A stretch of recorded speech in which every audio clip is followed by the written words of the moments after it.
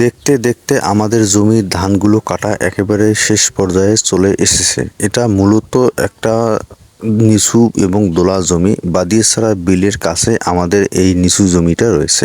বেশ কিছুদিন আগে এখানে এই জমিগুলো একেবারে শুষ্ক অবস্থায় পড়েছিল, কিন্তু কয়েকদিন ঘন ঘন টানা বৃষ্টির কারণে আমাদের জমিতে অনেক পানি হয়েছে। যাই হোক, সকালবেলা ঘুম থেকে উঠে ব্রাশ করে হাত মুখ ধুয়ে আমরা খেয়ে গরুকে খাবার দিয়ে গোয়ালঘর পরিষ্কার করার পরে আমরা জমির উদ্দেশ্যে করে গেলাম ধান কাটার উদ্দেশ্য করে। কিছুক্ষণের মধ্যে আমরা আমাদের জমিতে গেলাম এবং পানির মধ্যে আমাদের সেই ধানগুলো কাটতে শুরু করলাম ইনশাআল্লাহ। ধান কাটতে কাটতে আমাদেরকে অনেক পিপাসা লাগছিল, তাই আমরা জমির আইলের মধ্যে বা বাদিয়াছড়া দিঘির হিড়ের মধ্যে বসে আমরা সেই পানি পান করতেছি, একটু বিশ্রামের ব্যবস্থা আমরা করতেছি। এবারে ধান কাটার শ্রমিকের যে মূল্য তার চেয়ে ধানের দাম অনেক কম, তাই আমরা আমাদের জমিগুলো ধান আমরা নিজেরা নিজেদের মধ্যে কেটে নিয়েছি। আমাদের জমিগুলো ধান কাটতে কাটতে আমাদের যেহেতু ক্ষুধা পিপাসা লেগেছিল, তাই আমরা বাজার থেকে সামোসা এবং সিঙ্গারা এবং সালাদ এনে খাওয়ার ব্যবস্থা করলাম। সেই নদীর হিড়ের মধ্যে বসে আমরা সেই সামোসা এবং সালাদ দিয়ে আমরা সেই সিঙ্গারাগুলো খেলাম। কিছুক্ষণের মধ্যে আমরা শরবত খেলাম, তারপরে আমরা পানি খেয়ে একটু পান সুপারি খেয়ে তারপর বিশ্রাম নিয়ে আবার আমাদের জমির উদ্দেশ্য করে ধান কাটতে শুরু করব।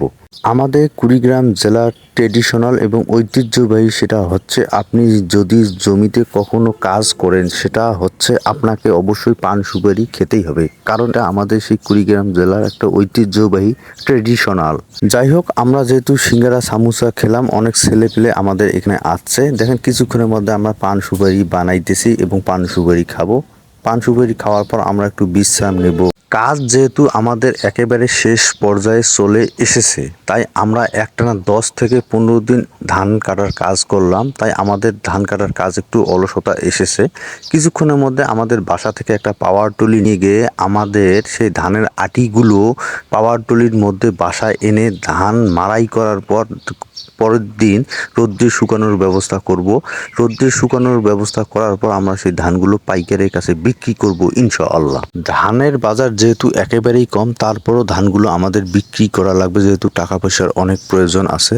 আমরা যে কোনো কাজকর্ম করি না কেন, কৃষি ব্যবসা এবং চাকরি, আল্লাহ তাআলা আমাদের সেই কৃষি ব্যবসা এবং চাকরির জন্য বরকত দান করেন। আমরা যতদিন বেঁচে আছি, আল্লাহ তাআলা আমাদেরকে যেন নেক আমল করার তৌফিক দান করেন। আমাদের এই ভিডিওগুলো সবার মাঝে ছড়িয়ে দেওয়ার চেষ্টা করবেন। সবাই ভালো থাকবেন, সুস্থ থাকবেন, আমাদের জন্য দোয়া করবেন। আমরা আপনাদের জন্য দোয়া করি। আসসালামু আলাইকুম ওয়া রাহমাতুল্লাহি ওয়া বারাকাতুহু।